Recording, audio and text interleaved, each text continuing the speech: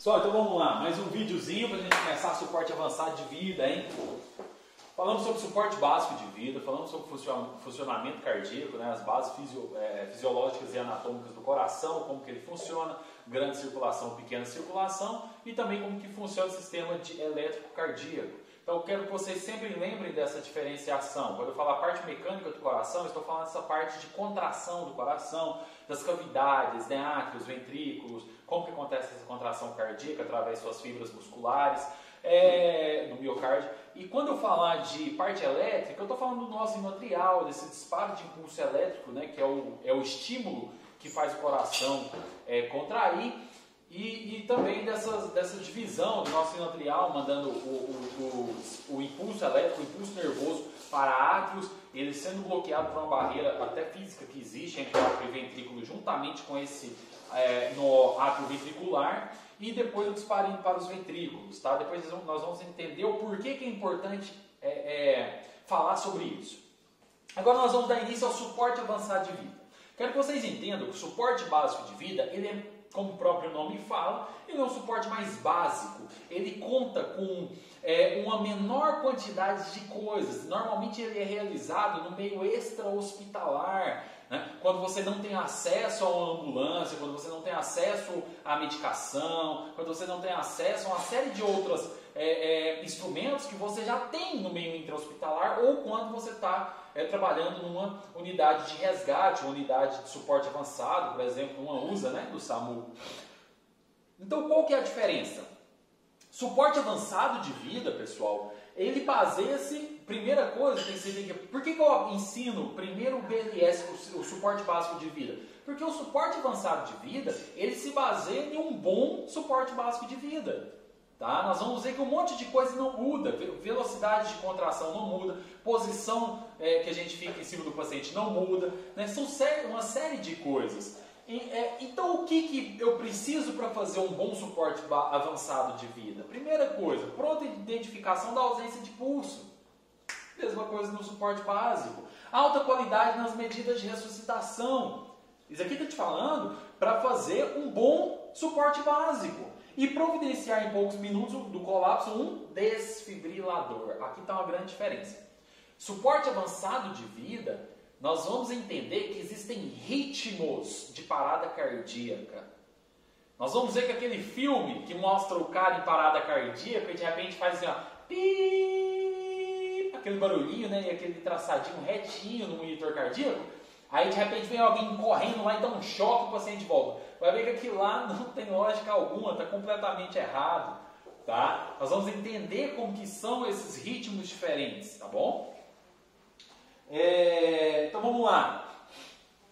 O que nós vamos falar então aqui no suporte básico? O tema central nosso é a parada cardiorrespiratória e nós vamos falar sobre tratamento dentro do suporte avançado. Tipos de parada, nós vamos ver que nós temos 4 tipos de parada cardíaca, sendo 2 ritmos de parada cardíaca que a gente considera ritmos chocáveis, que dá choque, né? E 2 ritmos que não dá choque, que não adianta dar choque, não adianta para nada.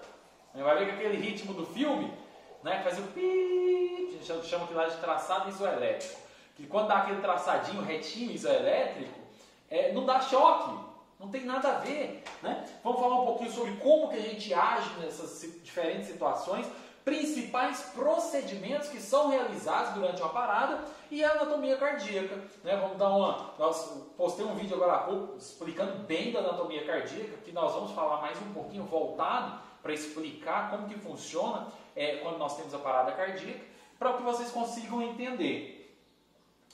Primeira coisa. Então, no suporte avançado, nós temos algumas diferenças do suporte básico. Vamos lá. Primeira, suporte avançado. Anota aí no caderno. Suporte avançado. Nós vamos ter acesso venoso. Suporte básico, lembra? A gente não falou nada de fazer punção de paciente, acesso venoso, nada. Então, suporte avançado, nós temos acesso venoso. Suporte avançado, nós temos drogas, medicação. Uso de medicação. Suporte avançado, nós vamos ter, anota aí, via aérea avançada. Aí você vai abrir um parênteses e colocar assim, TOT, vírgula, TOT, tubo orotraqueal ou tubo endotraqueal, tá? TOT, vírgula, coloca aí, máscara laríngea e fecha o parênteses, tá? Então, via aérea avançada. Tá? Então não é mais aquele BVM com máscara, nós vamos ver que tem diferença. Vocês vão entender agora. Tá? Que mais? Cardiomonitorização. Cardiomonitorização, suporte avançado. Nós temos, por quê? Porque nós temos que fazer leitura de ritmo cardíaco. Porque muda. Nós vamos ver que agora os protocolos, por isso que você tem que saber o suporte básico, porque agora vai entrar droga, agora vai entrar medicação. Nós vamos ver que nós temos 2 medicações que são usadas principalmente na parada cardíaca, quando se fala em parada mesmo. Nós vamos ver que determinados tipos de parada nós vamos usar uma droga, determinados tipos de parada nós vamos utilizar 2 drogas diferentes. Tá? Então tudo isso mostra o que é o suporte avançado de vida. Mas todo esse suporte avançado de vida, repito, ele se baseia em um bom suporte básico de vida. Tem um canal no YouTube, recomendo, tá? Se não me engano, vou mandar no grupo agora, mas se não me engano é Associação Brasileira de APH. Pesquisem no YouTube depois, tem excelentes vídeos, excelentes. Eu achei muito interessante que o médico socorrista do SAMU, ele fala o seguinte, a frase que ele falou, eu achei muito interessante. Quanto mais joelho no asfalto eu tenho, menos intervencionista eu sou. É uma frase que depois que você estuda, você vê a maravilha que é. Quanto mais joelho no asfalto eu tenho, menos intervencionista eu sou. O que ele quis dizer? Ele quis dizer que quanto mais experiência ele está tendo em atendimento extra-hospitalar, quanto mais ele atende pacientes críticos e graves, né, na sua ambulância do SAMU, mais ele está notando que o que realmente importa é um bom suporte básico, que o que salva é fazer o suporte básico adequadamente. Principalmente quando o assunto é atendimento pré-hospitalar. Tá? Então quem tem interesse de trabalhar no SAMU, você vai ver que fazer um bom suporte básico de vida ele é essencial para salvar uma vida.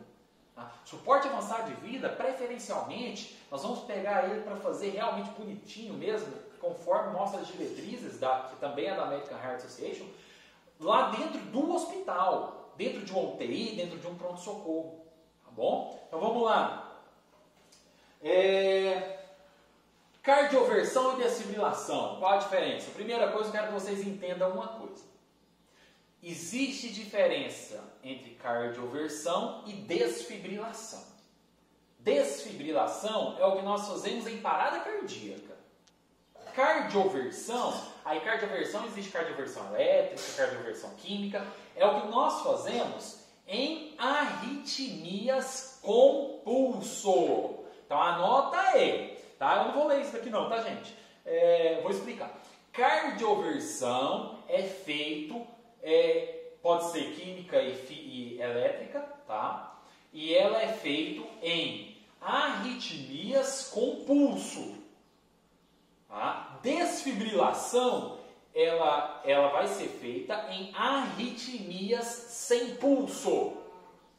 A cardioversão, ela é feita em paciente, o paciente ele vai estar sedado, normalmente ela é feita, pode ser feita no pronto-socorro, mas é comum fazer até mesmo em centro cirúrgico, cardioversão. Tá? E ela o choque ele é sincronizado. Então anota aí, cardioversão, o choque, a descarga elétrica, ela é sincronizado com o ritmo cardíaco. A desfibrilação, ela não é sincronizada. Ou seja, a cardioversão, eu tenho a hora certinha de dar o choque. A desfibrilação não. Qualquer hora que eu der o choque, tá valendo.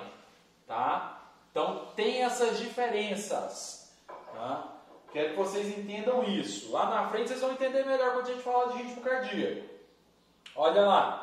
Quanto mais precoce a desfibrilação for, melhores são os resultados. Então, o ideal, gente, é que todo local, por exemplo, shopping, rodoviária, aeroporto, tem que ter um desfibrilador externo automático, que é o DEA, o famoso DEA. Por quê? Porque paciente que tem paradas cardíacas que precisam de um choque, quanto mais rápido ele receber essa desfibrilação, maior a taxa de sobrevida, mais chance o paciente tem de voltar à circulação normal, voltar o coração bater normalzinho.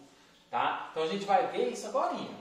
Quando a parada é atendida com menos de 4 minutos do evento, deve-se buscar o ritmo imediatamente. Quando a parada cardíaca, o ideal, gente, é que você atenda não mais que 5 minutos. Você não pode demorar mais que 5 minutos nunca para iniciar o RCP. Então a chance de retorno à circulação espontânea do seu paciente cai drasticamente. Por que vocês vão ver muito paciente indo a óbito, sobretudo em pronto-socorro? Principalmente quando ele é levado ao hospital por terceiros. Porque o paciente chega em parada cardiorrespiratória às vezes de 10 minutos. O paciente 10 minutos sem uma massagem cardíaca, sem o sangue circular, ele tem lesões cerebrais que são praticamente irreversíveis. Então dificilmente eu retorno esse paciente. Quando ele retorna, ele fica com sequela. Tá? Então é de vital importância que essa massagem cardíaca seja feita rápido. Identificação da parada cardíaca seja feita muito rápido e um tratamento mais rápido ainda. E quando a parada ela requer uma desfibrilação, o ideal é que a desfibrilação seja feita imediatamente a partir do momento que eu identifiquei a parada. Tá bom? Então vamos lá, continuando. Olha aí a diferença então. Ó, aqui é o DEA, esse daqui é o famoso DEA que eu falei, desfibrilador externo automático. Ele vem com pás, essas pás são coláveis. Ela, tá vendo aqui o desenho? Olhem na apostila se não for possível ver. Mas ela vem indicando o local correto dela ser pregada. Tá? Por quê? Porque uma pá faz a descarga elétrica e a outra recebe. Para que essa carga elétrica passe por todo o coração. Porque para que serve esse choque? Ele serve para reorganizar a atividade elétrica. Muita atenção nisso. Anota. Para que serve a descarga elétrica no coração? Independente se ela é uma cardioversão ou se é uma desfibrilação. As duas é para a mesma coisa. Para reorganizar uma atividade elétrica. Atenção nessa palavra. Reorganizar. Eu só reorganizo uma coisa que existe. Eu não tenho como reorganizar algo que não existe. Tem como eu falar para vocês, eu vou reorganizar meu carro, mas eu não tenho carro. Tem como eu reorganizar meu carro se eu não tenho carro? Não tem. Então eu só reorganizo algo que está bagunçado.